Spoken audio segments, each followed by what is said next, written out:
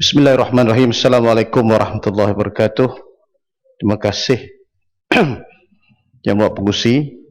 Saya ingin mulakan perbahasan ini dengan menyentuh tentang aset dalam butiran 30000. Daripada sumber Jabatan Ketua Pengarah Tanah dan Galian, kita dapat maklumat bahawa terdapat tanah-tanah kosong milik Kementerian Pengangkutan yang tidak dibangunkan dalam tempoh lebih daripada 5 tahun. Dan sememangnya kita sedia maklum, tanah-tanah kosong ini boleh memberikan manfaat pembangunan dan juga kepada rakyat, paling tidak pun dengan membina rumah-rumah kediaman prima ataupun kuartus-kuartus penjawat awam. Sebab itu saya ingin tanya kepada Yang Mohd Menteri, sejauh manakah keprihatinan kementerian dan tumpuan yang akan diberikan terhadap perkara ini?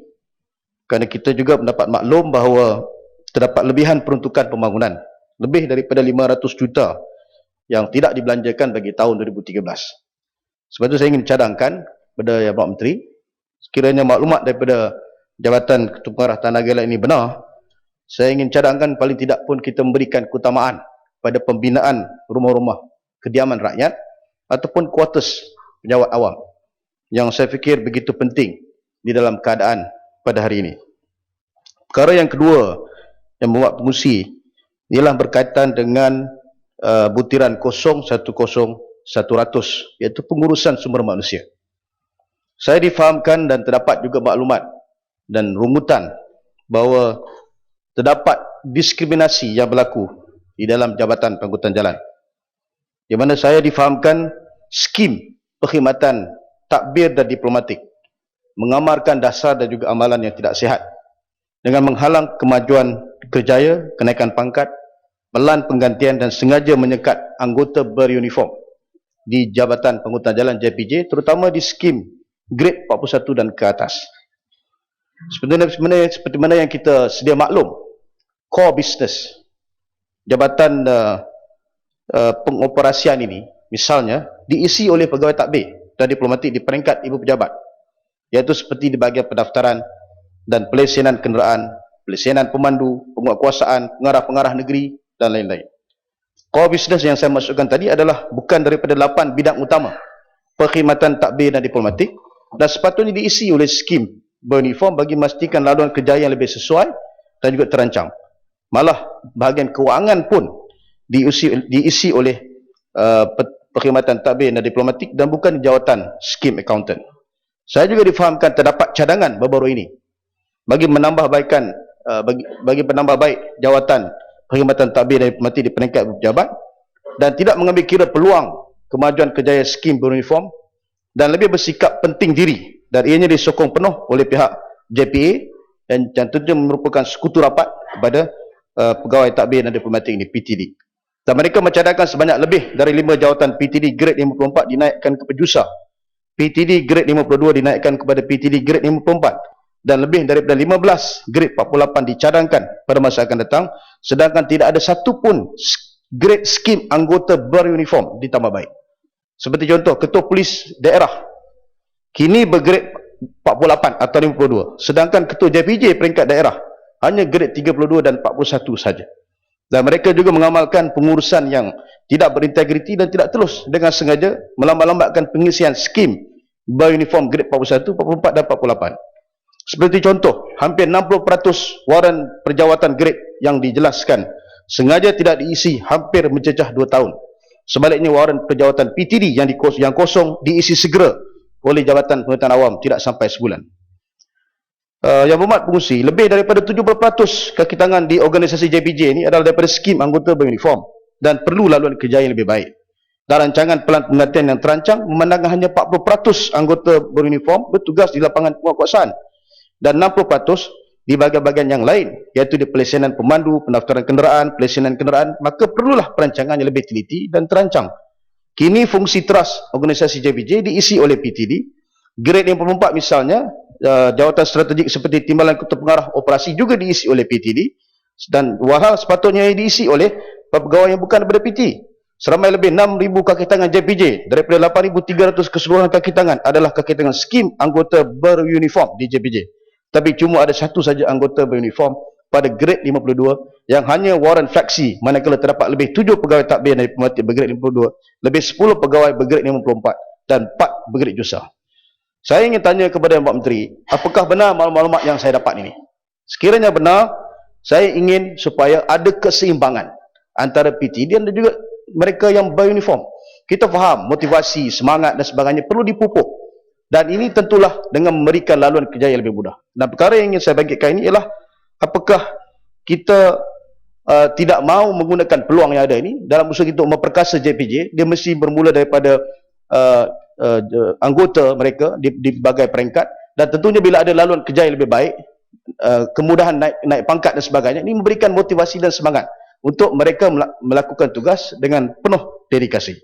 Dan saya juga ingin membawa isu berkaitan dengan penguatkuasaan undang-undang di butiran 060500.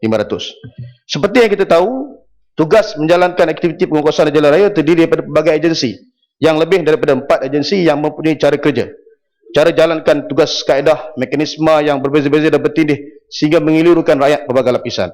Antara agensi yang jalankan tugas ialah polis, PAT, JPJ dan lain-lain. Antara kewujudan Suruhanjaya Pengangkutan Awam Darat misalnya berfungsi sebagai menyelaras dan mengambil perhatian mengenai pertindahan tugas yang berlaku terhadap agensi penguatkuasaan yang berkenaan. Tapi Suruhanjaya ini melaksanakan tugas pengoperasian seperti mengeluarkan permit kenderaan syarikat dan memungut hasil, malah melaksanakan tugas-tugas penguatkuasaan seperti agensi yang lain. Dan perkara ini tentunya tidak seharusnya berlaku. Dan tentunya ini akan mengkucak-kacirkan lagi fungsi penguatkuasaan di jalan raya. Sebab itu saya ingin tanya kepada Yang Berhormat Menteri, apakah kerajaan ada perancangan untuk menyatukan fungsi-fungsi penguatkuasaan di jalan raya di bawah satu umbrella ataupun satu badan, satu agensi, supaya lebih tugasnya lebih berkesan dan juga tidak berlaku pertindahan, dan dalam masa sama kita boleh mengurangkan perbelanjaan dan tidak menggemukkan biaya untuk membayar agensi-agensi yang berkait seperti ini. Saya juga ingin tanya berkaitan dengan penguatkuasaan undang-undang ni. Misalnya sekarang ini difahamkan terdapat rungutan di kawasan saya, misalnya ada operasi-operasi mengambil gambar mereka-mereka yang kadang-kadang membonceng, menaiki motosikal di kawasan kampung. Kalau tak pakai helmet dan sebagainya, diambil gambar dan kemudian diminta bayar 300 saman secara berkamera. Saya yakin tujuan mungkin baik untuk menseimbangkan antara kemungkinan berlaku kecelakaan dan juga mengambil tindakan yang tegas. Saya fikir dalam hal ini, untuk mereka di kampung-kampung kadang nak beli nasi lemak misalnya, nak pergi ziarah orang mati, tak pakai helmet, dekat mungkin dalam 100 meter, itu pun kena ambil gambar dan kemudian disaman sampai RM300. Saya minta Menteri berilah pertimbangan yang sewajarnya. Janganlah kita nak kuasakan undang-undang sampai begitu sekali. Dan mereka berada di kampung ni, bila terkena begitu, dia jumpa wakil rakyat lah. Dan kita juga jadi masalah nak menjelaskan keadaan. Saya fikir perlu ada keseragaman. Kalau di kampung-kampung ini, biarlah sedikit bagi peringatan atau kena RM50 dan sebagainya. Jangan terus kena 300. Sudahlah, mereka terpaksa berhadapan dengan tekanan hidup, kena bayar lagi saman. Dan bila disaman ni, mereka bimbang. Saya tahu mungkin niat baik, tapi biarlah pendekatan itu lebih lunak dan munasabah untuk mereka, untuk rakyat yang berada di kawasan-kawasan kampung, seperti mana di tempat saya ada juga pockets of kampung. Yang mahu pengusi, yang akhirnya saya ingin ulas tentang 09000 pengangkutan udara. Ada dua isu yang ingin saya bawa. Satu ialah soal lapangan terbang Melaka. Saya ucap terima kasih kepada Yang Berhormat Menteri, paling tidak pun telah memberikan penjelasan yang terang bahawa lapangan terbang Melaka ini bukan satu lapangan terbang antarabangsa.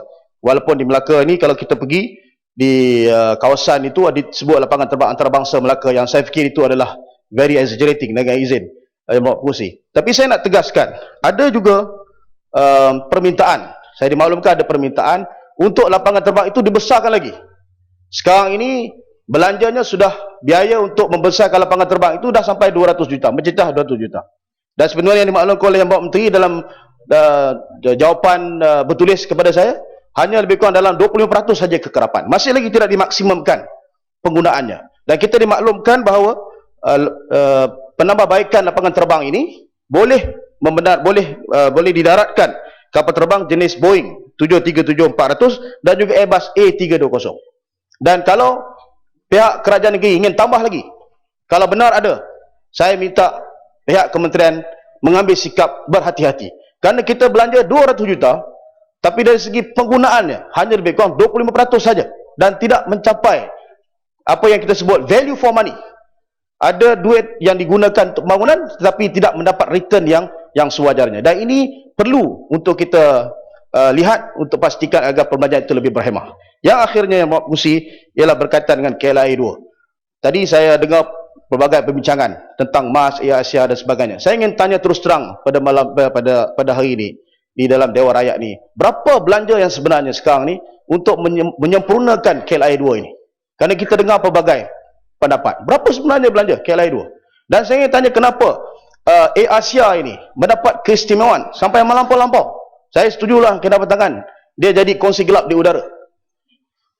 Maknanya kita dia beritahu lesen yang atau bayaran yang dikenakan untuk Asia di KLIA 2 ini sama seperti bayaran di LCCT dari segi parking fee dan sebagainya. So saya nak minta penjelasan daripada Yang Menteri, apakah ada secret deal antara kerajaan dengan Asia? Sebab dah lah diberikan kemudahan, dia beri dari segi dikurangkan bayaran yang sepatutnya dikenakan. Perkhidmatan ini yang kita tahu, kalau sesiapa naik Asia kadang kita tahu lambat sedikit, kadang-kadang dia tidak ada timbang rasa, kadang lebih beg tu tak tahu nak pergi mana, tuan nak naik tuan dah, beg tak boleh naik. Jadi pelbagai halangan diberikan dan akhirnya Yang Pengerusi memberikan beban kepada rakyat. Jadi saya minta, ya, masa dah habis. Ini perkara yang cukup serius kerana ini sentimen lah di dalam Dewan Rakyat daripada pagi sampai hari ini. Sentimennya ialah meminta campur tangan yang tegas daripada kerajaan untuk pastikan agar tidak ada dominasi yang melampau daripada Asia ini sehingga menyebabkan rakyat itu menanggung kesusahan. Sekian, terima kasih Yang Pengerusi. Oh, ramai ni bagan